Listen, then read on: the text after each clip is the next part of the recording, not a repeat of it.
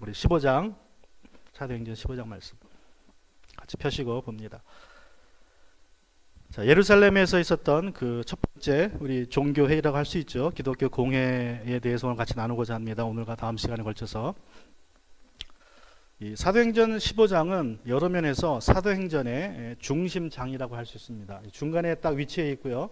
그래서 숫자를 보자면 28장 중에 15번째 장입니다. 그러니까 거의 중간이죠. 그리고 1장부터 14장까지 영어 성경에서 어느 성경인지 모르겠지만 어떤 분이 그 조사한 바에 따르면 영어 성경으로 보면 1장에서 14장까지 12,385 단어가 있다 그래요. 그리고 또 나머지 15장에서 28장에 보면 12,502 단어, 그러니까 거의 비슷하게 있죠. 아주 딱 중심이 잘 갖추어진 그런 장입니다.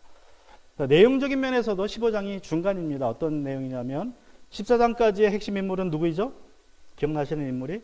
14장까지는 주로 13장까지는 아니지만 11장까지는 주로 누구의 이름이 많이 나와요? 베드로가 많이 나옵니다. 베드로가 기적을 행하고, 그죠? 베드로가 나오고, 그래서 그냥 14장까지 보시면 베드로가 핵심 인물이라고 할 수 있어요. 그런데 15장 11절 이후로는 베드로의 이름이 한 번도 나오지 않습니다. 이 15장을 끝으로 베드로는 더 이상 등장하지 않고 이제 바울이 주로 등장합니다. 바울이 핵심 인물이 돼요. 그래서 베드로는 사라지고, 베드로는 10장 이후로 점점점 사라지고 11장, 12장, 14장은 이제 바울과 베드로가 이제 같이 중복돼 나오다가 그러다가 이제 15장부터는 완전히 사라집니다. 그리고 선교의 축도 이제 완전히 예루살렘에서 안디옥으로 옮겨가요. 사실상은 12장부터 옮겨가지만 이제 이 문제를 기점으로 예루살렘에서 문제를 다 해결한 다음에는 이제 예루살렘 이름은 계속 나오지만 그 선교에 있어서 핵심은 안디옥 교회가 됩니다. 13장, 14장에서 이제 우리가 살펴본 바울의 첫 번째 선교 여행을 통해서 많은 이방인들이 주님께 나왔다는 소식에 안디옥 성도들은 엄청 기뻐했습니다. 하지만 예루살렘 성도들은 기뻐하면서도 우려했어요. 그들도 기뻐하기는 했지만 그 중에 또 우려의 목소리가 있었습니다. 그들이 무엇 때문에 우려했습니까? 1절에 보시면 이렇게 말씀합니다. 몇몇 사람이 유대에서 내려와. 자, 유대라는 것은 예루살렘이라고 우리가 생각할 수 있죠. 이렇게 신도들을 가르쳤다. 자, 이렇게 안디옥에 있는 이제 이방인들 출신의 신도들을 가르쳤다는 말씀입니다. 여러분이 모세의 관례대로 할례를 받지 않으면 구원을 받을 수 없습니다. 예루살렘에 있는 몇몇 히브리파 그리스도인들이 이제 이방인들이 교회로 몰려 들어오자 이로 인해서 유대인의 정체성이 흐려질까 두려워했습니다. 자, 그래서 몇몇 사람들이 이제 유대에서 내려왔습니다. 자, 여기서 나오는 몇몇 사람은 어떤 사람들일까요? 이들의 정체는 무엇입니까? 5절에 보시면 그런데 바리새파에 속해 있다가 신도가 된 몇 사람이, 자, 예수 믿기 전에 바리새파 사람이었던 몇 사람이 일어나서 이방 사람들에게도 할례를 행하고 모세율법을 지키도록 명예합니다 하고 말하였다. 예루살렘 교회에서 회의할 때 나온 말이죠. 결국 내용이 주장이 똑같습니다. 그러니까 1절에 나오는 몇몇 사람은 바로 바리새파 사람들이 보낸 사람이라는 걸 우리가 짐작할 수 있죠. 자, 그런데 11장 2절과 3절에 봐도 또 비슷한 증언을 하는 사람들이 있어요.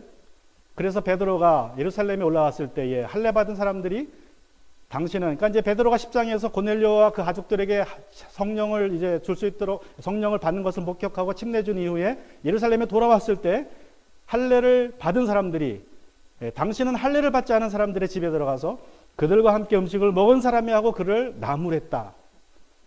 같은 주장이죠, 맥락이. 그래서 이제 여기서 할례라는 이야기를 나오는데 나중에 이 할례라는 그 표현을 써서 바울이 이 사람들을 할례당이라 불러요. 할례당, 손할례당. 유대인들이 바리새파 출신의 율법을 지켜야 구원받는다고 주장하는 유대인들을 바울이 이제 손할례당이라고 이렇게 아예 해버립니다. 그래서 구분해버려요. 이 사람들은 우리가 따르지 말을 사람이다. 자, 이 할례당은 하나님께서 아브라함의 후손인 유대인들을 선택하셨기 때문에 누구든지 구원을 받으려면 먼저 유대인이 되어야 한다고 주장했습니다. 아마도 이들은 이제 1차 선교 여행 중에 마가가 어떻게 합니까? 중간에 돌아가죠. 구브로 섬에서 같이 갔다가 밤빌리아로 갔다가 거기서 그냥 돌아가 버립니다. 돌아간 이유가 여러 가지 있다고 제가 말씀드렸는데 어떤 분들은 주장하기를 어쩌면 마가가 베드로가 이방 사람들에게 복음을 증거하는 것을 보고 그게 불편해서 돌아갔다고 주장한 분도 계세요. 사이프러에서 맨 마지막에 사이프러 섬의 총독이 예수를 믿게 되죠.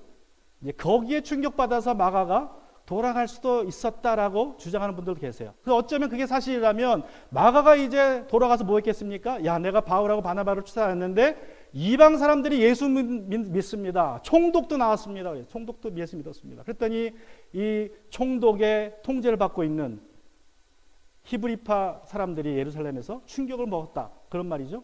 어떻게 그 총독이, 우리를 압제하는 총독이 예수 믿게 되었느냐. 더욱이 이방인인데. 그리고 아마 이 특별히 헬라파 사람들이 충격을 먹어서 이제 위기감을 느꼈을지도 모른다는 것이죠. 자, 이제 바울이 성공적으로 선교여행 마치고 안디옥에서 복을 했습니다. 그 소문이 다 퍼졌어요. 예루살렘까지 갔습니다. 이제 이 소식을 들은 할례당 사람들이 야, 이렇게 됐다가는 우리가 좀 위태로워지고 믿음이 이상해지겠다. 우리의 정체성이 사라지겠다 싶어서 이제 사람들을 보낸 것입니다. 사람들을 안디옥으로 내려보낸 거예요. 가서 너희들이 똑바로 가르쳐라. 구원받으려면 반드시 할례 받아야 되고 율법을 지켜야 된다. 다시 말하면 유대인이 되어서 유대인으로 살고 예수를 믿어야 구원받는다. 이렇게 나간 겁니다. 이들은 사명감으로 내려간 거예요. 올바른 구원관을 가르쳐주겠다는 사명감으로 이렇게 내려갔습니다. 근데 어떻게 됐습니까? 2절에 보시면 그래서 바울과 바나바 두 사람과 그들 사이에, 그 예루살렘에 내려온 그들 사이에 적지 않은 충돌과 논쟁이 벌어졌다. 충돌과 논쟁. 이게 좀 사실은 저 충돌이라는 말이 뒤에 와야 좀 정확한데 논쟁이라는 말이요. 저게 헬라 말로 스타시스라고 번역을 합니다. 근데 저 스타시스라는 말이 신약 성경에 9번 쓰였는데 그 중에 3번은 폭동이라고 번역이 돼요. 폭동. 스타시스. 일어나다는 뜻이에요. 기본적으로 말뜻은 일어나다는 뜻인데 예? 폭동이 일어나다 그런 뜻입니다. 그런데 논쟁이 벌어졌단 말이 바로 저 스타시스예요. 그러니까 바울과 바나바와 그 두 사람과 예루살렘에서 내려온 그 사람들 사이에 의견 충돌이 있었는데 어느 정도까지 갔느냐? 거의 싸울 정도까지 갔다는 거예요. 폭력을, 그러니까 그리스도인이 아니었다면 폭력을 썼겠죠. 바울과 바나바가 예수 안 믿었다면 폭력을 썼겠지만 아주 그냥 뜨거운 논쟁을 벌였다는 것입니다. 여러분, 할례당의 주장은 나름 설득이 있었습니다. 예수님도 유대인으로 태어나서 할례를 받으셨고 율법을 지키며 살았다. 예수님도 율법을 지키며 살았죠. 하나님이 아브라함을 통해서 할례라는 언약을 제정하셨고 그 언약을 통해서 유대인들은 이제 모세의 율법을 받고 하나님의 백성이 되었다. 그러므로 예수님도 할례 받았고 모세의 율법을 지켰으니까 너희들도 예수님처럼 할례 받고 율법을 지키며 살면서 예수님을 메시아로 믿으면 구원받는다라고 가르쳤다는 것입니다. 그러니까 구약 성경의 배경이 없는 사람들, 구약의 역사를 모르는 사람들한테는, 이방인한테는 솔깃한 주장이에요. 성경 가지고 얘기하네. 예수님도 그렇게 살았지? 그럼 우리도 그렇게 해야 하지 않나? 그래서 몇몇 사람들이 아마 동조했던 것 같아요. 그리고 어떤 사람들은 혼란에 빠졌습니다. 내가 이방인인데 내가 굳이 유대인이 되어야 되나? 그런데 이 헬라당의 주장은 그럴듯하게 들리고 또 어떻게 보면 성경적으로 들릴 수 있어요. 성경 가지고 이야기를 하니까, 예수님 이야기를 하니까. 그런데 그 핵심은 행위 구원이었습니다. 사람이 예수님을 믿어서 그 믿음으로 은혜로 구원받는 것이 아니라 할례를 받고 율법을 지켜야 구원받는다는 그런 행위 구원론이었어요.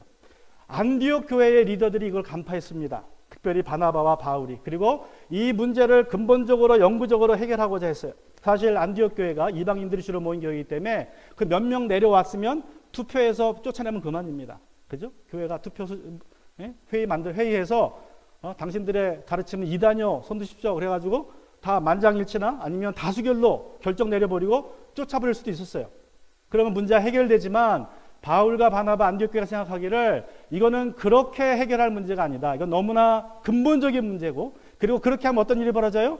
안디옥 교회하고 예루살렘 교회가 갈라질 수 있다는 거예요. 유대인과 이방인이 영원히 갈라질 수 있기 때문에 그리스도의 몸된 교회가 깨질 수 있다. 보다 근본적이고 영구적이고 평화적인 해결책을 모색하자. 그래서 이제 예루살렘 교회에 가서 그 문제를 다루게 하고 거기서 결론을 얻기로 합니다. 그래서 교회의 하나됨을 지키고자 했어요. 그래서 이렇게 했습니다.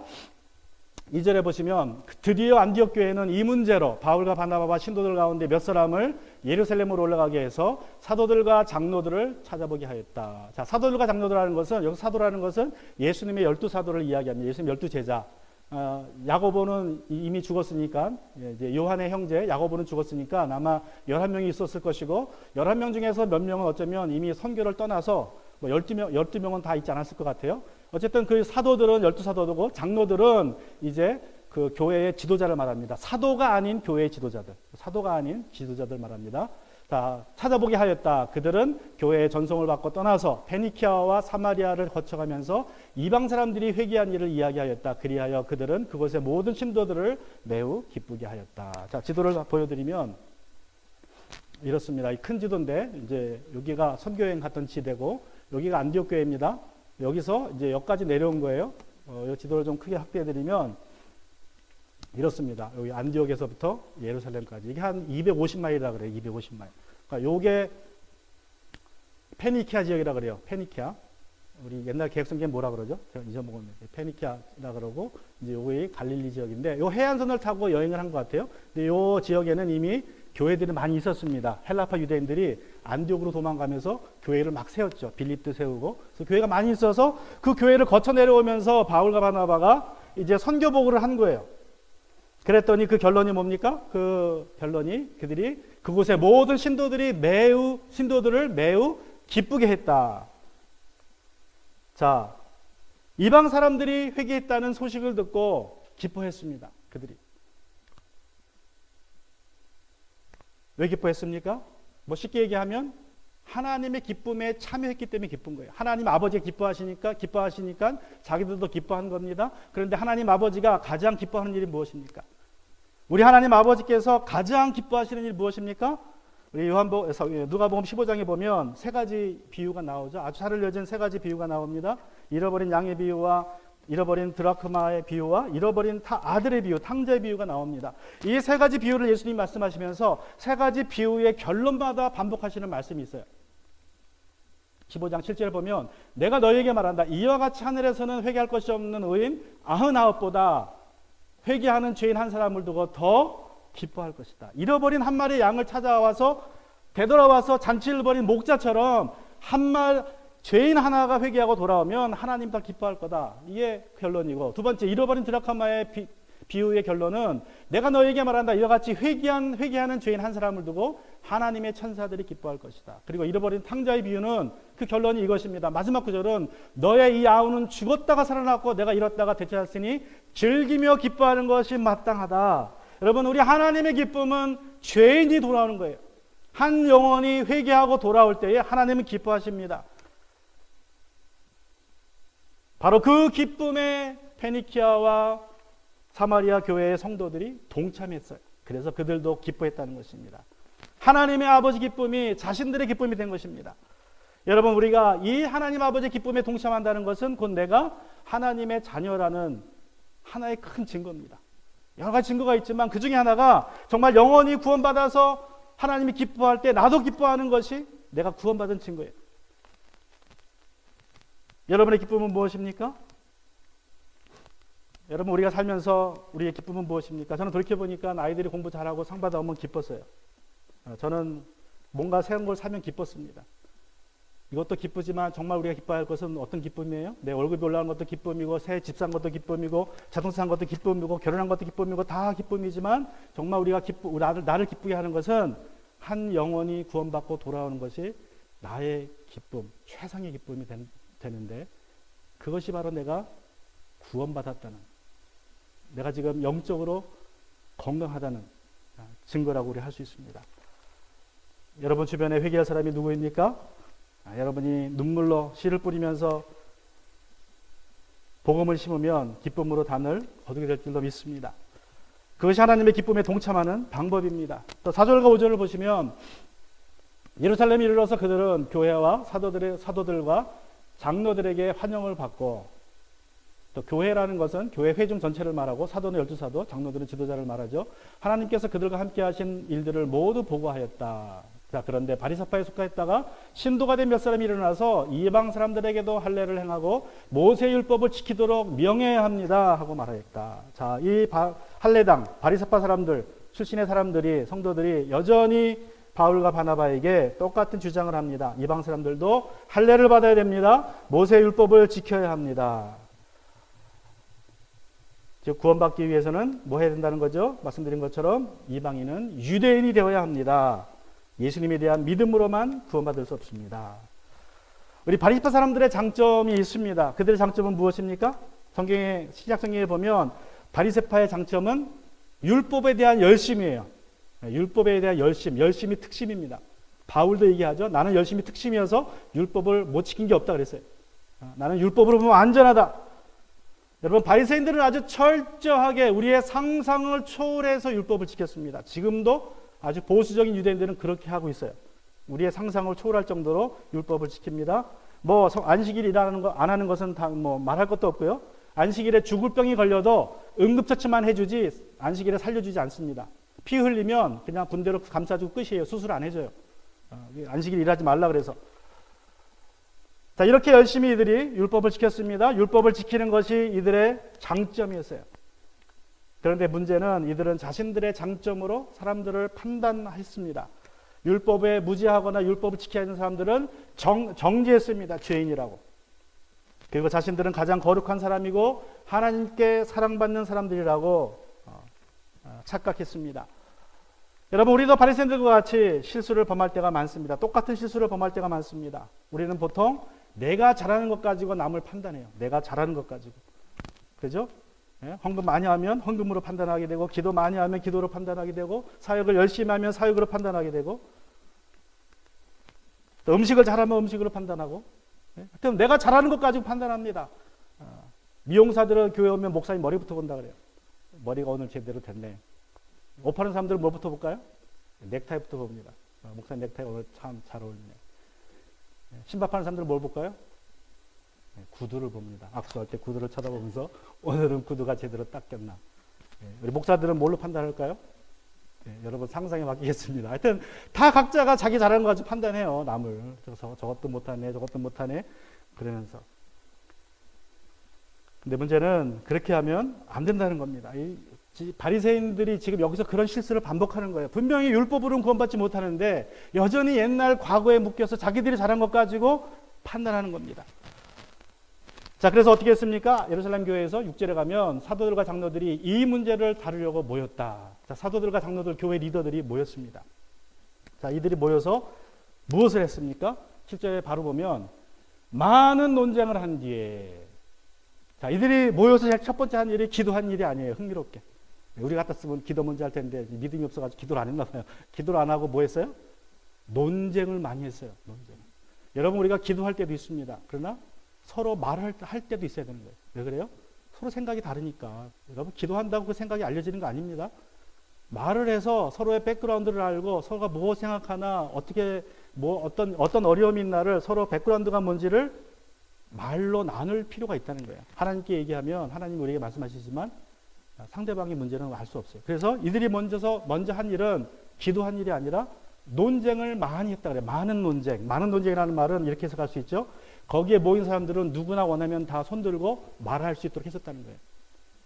당신이 이에 대한 의견이 있으면 다 말하게 해라. 그래서 논쟁이 길어졌다는 것입니다. 많은 논쟁이 있었다는 것입니다. 자, 많은 논쟁을 한 뒤에 어떻게 합니까? 이제 마침내 더 이상 손들고 얘기하는 사람이 안 나와요. 더 이상. 더 말할 사람 없습니까? 아무리 얘기해도 말할 사람이 안 나오니까 마침내 베드로가 일어나서 그들에게 말하였다. 자, 이제 베드로가 나서서 나중에 나서서 이야기합니다. 베드로가 일어나서 그들에게 말하였다. 형제 여러분, 여러분이 아시는 대로 하나님께서 일찍이 여러분 가운데서 나를 택하셔서 이방 사람들도 내가 전하는 복음의 말씀을 듣고 믿게 하셨습니다. 그 누구를 얘기해요? 지금 고넬료를 이야기하는 겁니다. 고넬료의 사건을, 한 10년 전에 있었던 사건을 다시 얘기하는 거예요. 그리고 그 사람의 마음속을 아시는 하나님께서는 우리에게 주신 것 같이 그들에게도 성령을 주셔서 그들을 인정해 주셨습니다. 받아 주셨습니다. 구원해 주셨습니다. 그 소리예요. 하나님께서는 그들의 믿음을 보셔서 그들의 마음을 깨끗하게 하시고 우리와 그들 사이에 아무런 차별을 두지 않으셨습니다. 그런데 지금 여러분은 왜 우리 조상들이나 우리가 감당할 수 없던 멍에를, 율법의 멍에를 제자들의 목에 메어서 하나님을 시험하는 것입니까? 우리가 주 예수의 은혜로 구원을 얻고 그들과 꼭 마찬가지로 주 예수의 은혜로 구원을 얻는다고 우리는 믿습니다.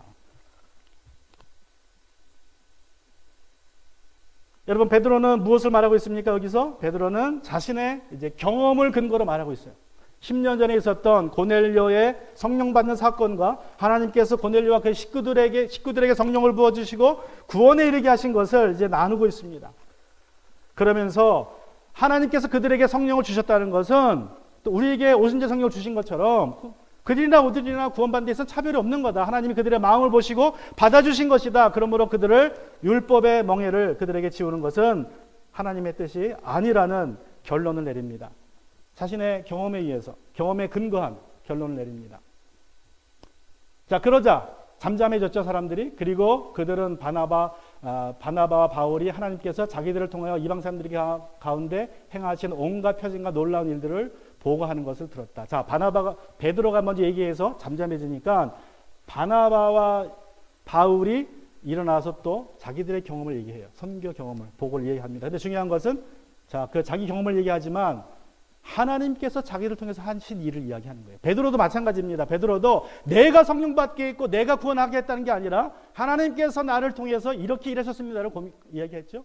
여러분, 우리가 어떤 문제를 당할 때 문제를 해결할 수 있는 한 가지 방법은 우리의 경험을 나누는 것입니다. 근데 나의 경험이 아니라 하나님께서 나를 통해서 하신 일을 나누는 거예요. 하나님이 이렇게 하셨다. 하나님이 이렇게 하셨다라는 경험을 나눌 때에 우리에게 그 지혜를 배울 수 있는 기회가 생긴다는 것입니다. 그러나 중요한 것은 그 경험이 유일한 판단의 기준이 돼서는 안 돼요. 경험은 귀중하지만 내 삶 속에서 하나님이 하신 일은 귀중하지만 그것이 유일한 판단의 기준으로 돼서는 안 됩니다. 그래서 야고보가 어떻게 합니까?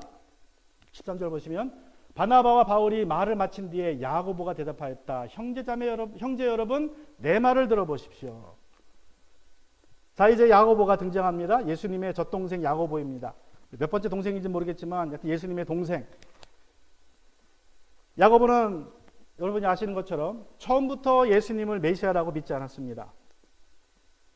예수님의 어머니나 동생들도 예수님을 메시아라고 믿지 않았습니다. 오히려 예수님을 믿지 않았고 오히려 예수님이 미쳤다고 생각을 했어요. 마가복음 3장 21절 보면 예수의 가족들이 예수가 미쳤다는 소문을 듣고서 그를 붙잡으러 나섰다. 저 소문을 듣고 소문을 믿은 거죠. 우리 아들이 미쳤구나. 그래서 마리아가 나선 거고 우리 형이 미쳤구나. 우리 오빠가 미쳤구나. 그래가지고 형제들이 나서서 예수님을 잡으러 온 것입니다. 그리고 요한복음 7장 5절에서는 예수의 형제들까지도 예수를 믿지 않았기 때문이다. 좀 부드럽게 썼죠. 그냥 예수님을 믿지 않았다. 여러분, 야고보도 예수님 믿지 않았습니다. 한번 생각해 보세요. 여러분이 예수님의 여동생이라면 여러분은 예수님을 믿었을까요? 안 믿었을까요? 자, 그 많은 기적 중에 몇 가지는 봤을 거예요. 그죠? 예수님이 엄청난 기적, 책으로는 다 담을 수 없는 기적을 행했다고 요한이 말하는데 그 수백 가지, 수천 가지 기적 중에 몇 가지는 예수님의 형제들도 보았겠죠? 그런데 예수님 믿지 않았어요.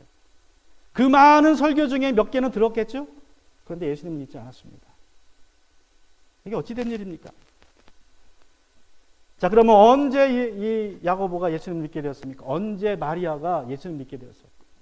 고린도전서 15장 8절은 다음에 야고보에게 나타나시고 그 다음에 모든 사도들에게 나타나셨습니다. 여기서 야고보는 예수님의 젖동생 야고보를 말하죠. 야고보는 부활하신 예수님, 십자가에 죽으시는 예수님과 그리고 더 정확하게는 부활하신 예수님을 보고 예수님이 메시아라는 사실을 믿었어요. 기적을 보고 믿은 것이 아닙니다. 예수님의 부활을 보고 믿었어요.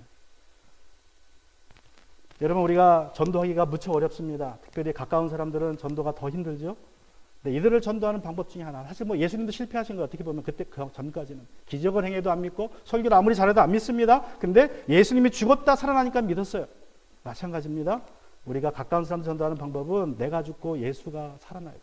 내 안에 예수가 보여져야 됩니다. 그래서 어려운 것 같아요. 내가 저 사람이 강팍해서가 아니라 내가 예수를 보여주지 못했기 때문에 그 사람이 믿지 않는 거예요. 저 사람의 믿음이 없는 것이 아닙니다. 내가 예수님을 보여주지 못한 거예요. 그게 문제입니다. 며칠 전에 헬렌이 저에게 물어요. 아빠는 왜 I am sorry라고 안 해? 어른들은 다 그래? 제가 그 말을 듣고 좀 충격받았어요. 야, 이 꼬맹이가 별걸 다 따지고 있네. 아빠는 왜 I am sorry라고 안 해? 왜 아빠는 I am sorry를 안 해? 그래서 참 제가 그때 그 말을 듣고 참 진짜 조심해야 되는데 이 아이가 나만 보면 안 되는데 예수님을 봐야 되는데 내가 예수님을 보여주지 못하구나. 가시나무새라는 노래가 있죠. 내 안에 내가 너무 많아. 어떻게 보면 CCM입니다. 초창기 CCM. 내 안에 내가 너무나 많아. 우리가 예수님을 보이지 못할 때가 너무나 많이 있죠. 또 어떤 분은 유리벽이라는 노래도 했어요. 그것도 뭐 거의 CCM 비슷한 내용인데, 우리는 나의 유리벽에 갇혀가지고 예수님을 보여주지 못할 때가 많이 있습니다. 예수님도 살아생전에 수많은 기적을 행했지만 예수님의 형제들이 예수님을 믿지 않았어요. 십자가에 죽으시고 부활하신 예수님을 보고서야 믿었습니다. 많은 기적을 행하기를 애쓰기보다는 내 안에 계신 예수님, 부활의 예수님을 보여주는 것이 전도의 지름길입니다. 예루살렘 교회의 세 기둥 중인 하나인 베드로가 먼저 하나님이 하신 일을 나누었고, 그리고 바울과 바나바가 나누었고, 마지막으로 야고보 장로가 일어나서 이제 베드로의 경험을 성경 말씀으로 확증해 줍니다. 14절과 15절 보시면 하나님께서 이방 사람들을 돌아보셔서 그들 가운데서 자기 이름을 위하여 처음으로 한 백성을 택하신 경위를 시므온이, 이게 베드로의 히브리어 이름이죠. 아람어 이름 시므온이 이야기하였습니다. 예언자들의 말도 이것과 일치합니다. 예언서에 이렇게 기록되어 있습니다. 그래서 중요한 것은 하나님이 한 백성을, 백성이라는 단어를 썼어요. 이방 사람들을 백성이라고 부릅니다. 여러분, 백성이라는 단어는요, 구약에서 유일하게 하나님이 자기의 선택한 백성을 부를 때 쓰는 말이에요. 내 백성이라는 말은 하나님이 선민한테 쓰는 표현입니다. 그런데 야고보가 이방 사람들을 이제 백성이라고 불러요. 결국 이방 사람들도 하나님 선택한 백성이라고 이제 돌려서 이야기하는 것입니다. 그러면서 예언자들의 한 말 중에, 자, 예언자들의 말을 하죠. 예언자들의, 한 사람의 예언자가 아니라 구약의 여러 예언자들이 말을 했는데 그 중에 한 예언서를 나눠보면 호세아 3장 4절 5절에서 이렇게 말씀합니다 하면서 호세아를 인용합니다. 자, 이 뒤에 내가 다시 돌아와서, 하나님이 다시 돌아와서 무너진 다윗의 집을 다시 짓겠으니 허물어진 곳을 다시 고치고 그 집을 바로 세우겠다. 그래서 남은 사람이 나 주를 찾고, 여기서 남은 사람은 허물어진 집 중에서 남은 사람을 이야기하죠. 유대 백성 중에 남은 사람입니다. 남은 사람이 나 주를 찾고 내 백성이라고 이라는 이름을 받은 모든 이방 사람이 나 주를 찾게 하겠다. 자, 유대인 중엔 남은 사람들, 또 이방인 중에서도 이제 내 이름을, 나에게 나오는 사람들 내가 찾겠다. 18절, 이것은 주님의 말씀이니 주님은 옛부터 이 모든 일을 알게 해주시는 분이시다. 여러분, 우리가 우리의 경험으로만 하나님의 뜻을 알려고 하거나 신앙적인 문제를 해결하려고 하는 것은 위험하다고 제가 말씀을 드렸습니다. 그래서 내 경험이 하나님이 하신 일일지라도 성경에서 확증받는 게 좋습니다. 그래서 지금 야고보가 그렇게 얘기하는 거예요. 성경 말씀으로 베드로가 한 말은 참말입니다. 이미 예언된 말이고 하나님이 그 예언대로 하신 말입니다. 이렇게 말씀합니다. 그 내용은 이렇죠. 무너진 다윗의 집을 내가 다시 짓겠으니, 자, 다윗의 집이 무너졌어요.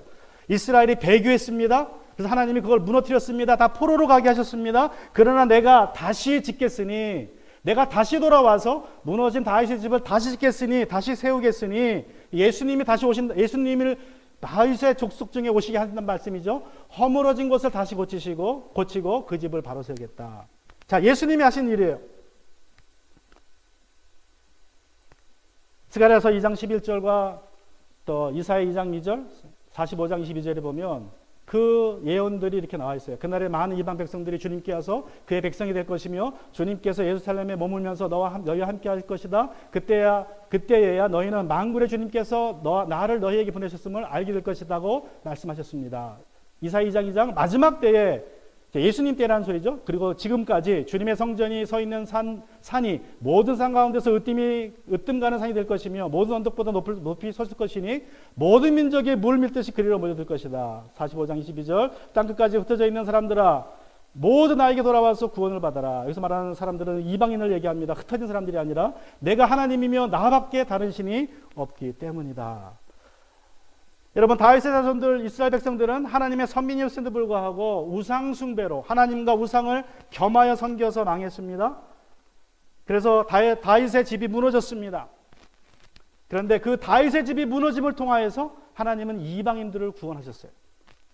여러분, 이것이 하나님의 경륜입니다. 우리가 알 수 없는, 우리가 다 이해할 수 없는 하나님의 경륜이에요. 이방인들이, 하나님은 유대 백성 선민을 망하게 하면서 이방 민족을 구원하시는 놀라운 역사를 행하십니다.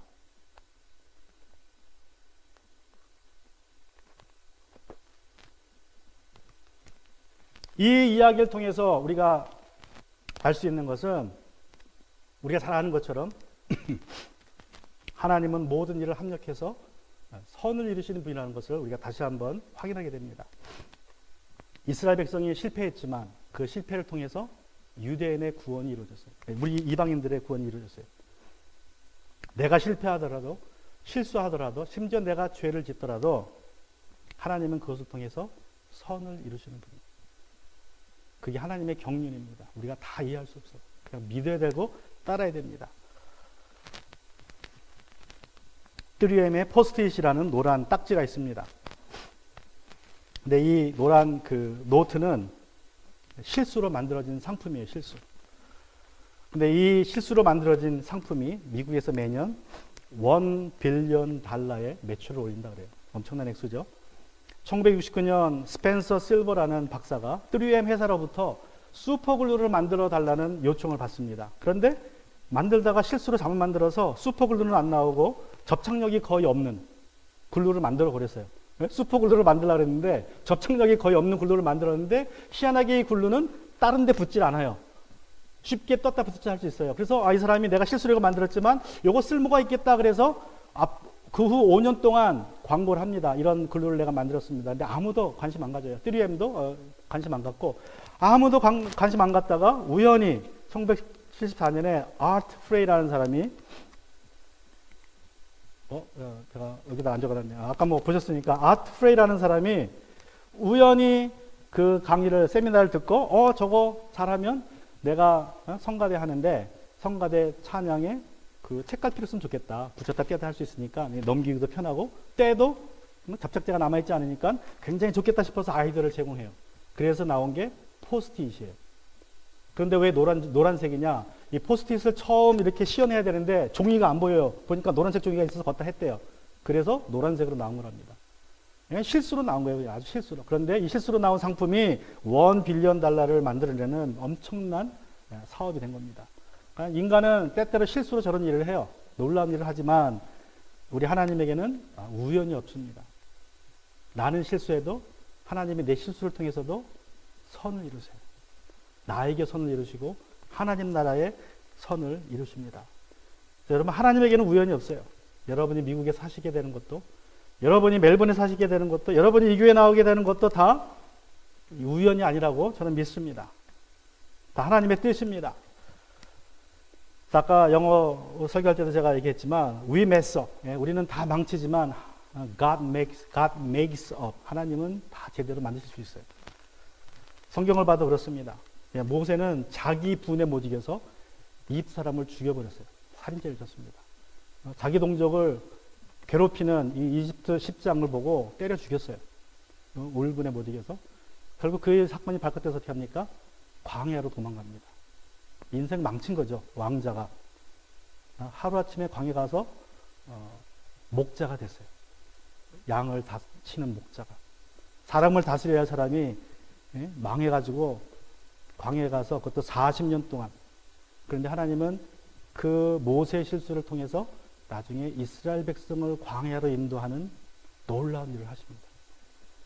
그러니까 모세는 상상은 못했죠. 그런 일이 벌어질지. 또 요셉이 하나님 아버지 사랑을 잘 받다가 형들의 시기와 질투를 받고 대상들에게 팔려서 이집트로 떠나갑니다. 종으로 팔려갔어요. 하루아침에 아버지의 가장 사랑받는 아들이 형들의 실수로, 형들의 죄로 팔려갔습니다. 이집트에서도 어떻게 잘하다가 하나님의 은혜로 인정받아서 잘 일을 하는데 그 보디발의 아내의 모함에 넘어가서 지하 감옥으로 내려가게 됩니다. 거기서 있다가 총리로 발탁이 돼요. 꿈의 해석 자리에서 술 맡은 가는에 꿈을 해석해서 누가 그걸 알았겠습니까? 많은 사람들이 실수해서 그를 그렇게 죄로 그를 붙잡아 놨지만 하나님은 그들의 실수를 통해서 요셉을 총리로 세우셨어요. 다윗도 마찬가지죠. 밧세바를 간통합니다. 밧세바. 처자들은 죽어요. 죄값으로. 그러나 그 실수를 통해서 솔로몬이 태어납니다. 솔로몬이 위대한 왕이 됩니다. 어느 파티에서 한 귀부인이 아주 유명한 존 러스킨이라는 철학자에게 아주 값비싼 실크 손수건을 내밀면서 이제 울상을 짓습니다. 이것이 최고급 실크로 만든 손수건인데 누군가가 여기 잉크를 쏟아서 이렇게 얼룩무늬가 생겼습니다. 이제 아무짝에 쓸모가 없게 됐네요. 그랬더니 존 라스킨이 그 귀부인에게 말합니다. 부인, 그 손수건을 저에게 며칠만 빌려주십시오. 이 러스킨이 여러 가지 재능이 있었는데 그 중에 하나가 그림 그리는 재능이었어요. 그래서 그 손수건을, 잉크 자국이 있는 손수건을 가져가서 그 잉크 자국을 중심으로 아름다운 나무와 그 나무에 앉아있는 새를 그려줬습니다. 그래서 그것을 본 그 부인이 굉장히 기뻐했다는 이야기가 있어요. 여러분, 나는 실수해서 그렇게 망쳐놓아도 하나님 그 실수를 통해서 아름다운 일을 이루는 분인 줄로 믿습니다. 그게 하나님의 능력이에요. 그게 하나님의 지혜입니다. 그게 하나님의 경륜이에요. 베드로의 경험을 성경 말씀으로 확증한 이후에 야고보 사도는 논쟁을 이렇게 마무리합니다. 18절부터 21절 보면, 그러므로 내 판단으로는, 그러니까 자기의 의견을 내죠. 이제 자, 너희가 경험도 들었고 성경 말씀도 들었는데 내 판단으로는 하나님께로 돌아온 이방인들을 괴롭히지 말고 다만 그들에게 편지를 보내서 우상에게 바친 더러운 음식과 음행과 목매어 죽인 것과 피를 멀리하라고 하는 것이 좋겠습니다. 예로부터 어느 도시에나 모세를 전하는 사람이 있어서 안식일마다 회당에서 그의 글을 읽고 있습니다. 자, 이 내용에 대해서는 우리 다음 주에 같이 살펴보고자 합니다.